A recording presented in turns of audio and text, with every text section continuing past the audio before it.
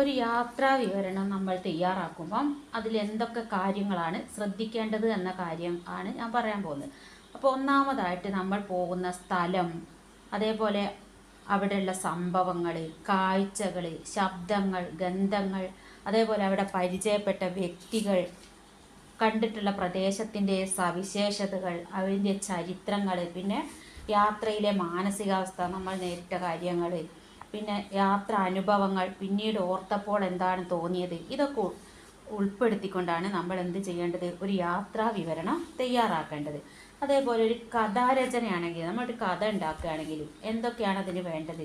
നല്ല ഭാവന ഉണ്ടായിരിക്കണം അല്ലേ, അതേപോലെ കഥാപാത്രങ്ങൾ ഉണ്ടായിരിക്കണം, പിന്നെ ഉചിതമായ പശ്ചാത്തലങ്ങളും നല്ല ഭാഷാശൈലിയും, പിന്നെ സ്വാഭാവികമായ ഒരു ഒടുക്കവും തുടക്കവും അതിന് ഉണ്ടായിരിക്കണം. അതേപോലെ കവിതാസ്വാദനം, നമ്മൾ എങ്ങനെയാണ് ഒരു കവിത ആസ്വദിക്കുന്നത്?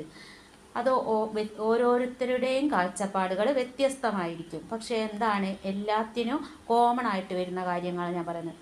അതുപോലെ ആ കവിതയിലെ ആശയങ്ങൾ എന്തൊക്കെയാണ്, അതേപോലെ കവിയെക്കുറിച്ചുള്ള വിശദാംശങ്ങൾ, പിന്നെ നമുക്കൊരു സ്വന്തമായ നിരീക്ഷണം ഉണ്ടാവും കവിത വായിച്ച് ആസ്വദിച്ച ശേഷം.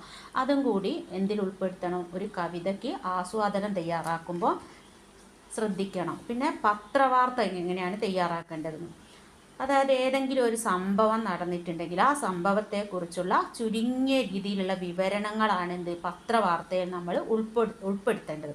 അപ്പോൾ ആദ്യം എന്താ വെച്ചാൽ അതിനൊരു തലക്കെട്ട് കൊടുക്കാൻ നമ്മൾ ശ്രദ്ധിക്കണം. പിന്നെ ആര്, എന്ത്, എവിടെ, എപ്പോൾ നടന്നു, അതേപോലെയുള്ള എല്ലാ കാര്യങ്ങളും ഉൾപ്പെടുത്തിയായിരിക്കണം ഈ വിശദീകരണം നൽകേണ്ടത്. ഇനി ഒരു ഡയറി കുറിപ്പ് എങ്ങനെയാണ് തയ്യാറാക്കുകയെന്ന്, ആദ്യമായി നമ്മൾ ശ്രദ്ധിക്കേണ്ടത് എന്താണെന്ന് വെച്ചാൽ ഡേറ്റ് ഇടാൻ മറന്നു പോകരുത്.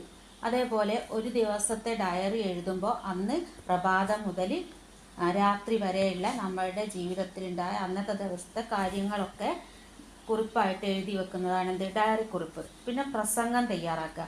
പ്രസംഗം തയ്യാറാക്കുമ്പോൾ ആദ്യം എന്താ ശ്രദ്ധിക്കേണ്ടത്, അതിനൊരു അഭിസംബോധന വേണം അല്ലേ, പിന്നെ ഒരു ആമുഖം, ഉപസംഹാരം, പിന്നെ വിഷയത്തിൻ്റെ വ്യത്യസ്ത വശങ്ങൾ പരാമർശിക്കണം, പിന്നെ സമകാലീന സംഭവങ്ങൾ ചർച്ചയാവണം, പിന്നെ ശബ്ദ നിയന്ത്രണം, ഉച്ചാരണ സ്ഫുടത, ഭാവം, അംഗവിക്ഷേപങ്ങളുടെ നിയന്ത്രിതമായ ഉപയോഗം, ഇതെല്ലാം നമ്മൾ ശ്രദ്ധിക്കണം. പിന്നെ എന്തായിരിക്കുകയെന്ന് വെച്ചാൽ നമ്മുടെ ഈ പ്രസംഗം കേൾവിക്കാരന് ഉൾക്കൊള്ളാനാവുന്ന ഭാഷയിൽ, അതായത് ലളിതവും ആകർഷകവുമായ ഭാഷ പ്രസംഗത്തിന് പിന്നെ മാറ്റുകൂട്ടുന്നതായിരിക്കും.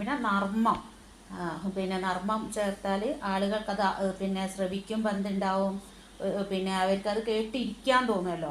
അതേപോലെ പിന്നെ ശ്രോതാക്കളെ ആകർഷിക്കുന്ന തരത്തിലാവണം എപ്പോഴും ഒരു പ്രസംഗം തയ്യാറാക്കേണ്ടത്.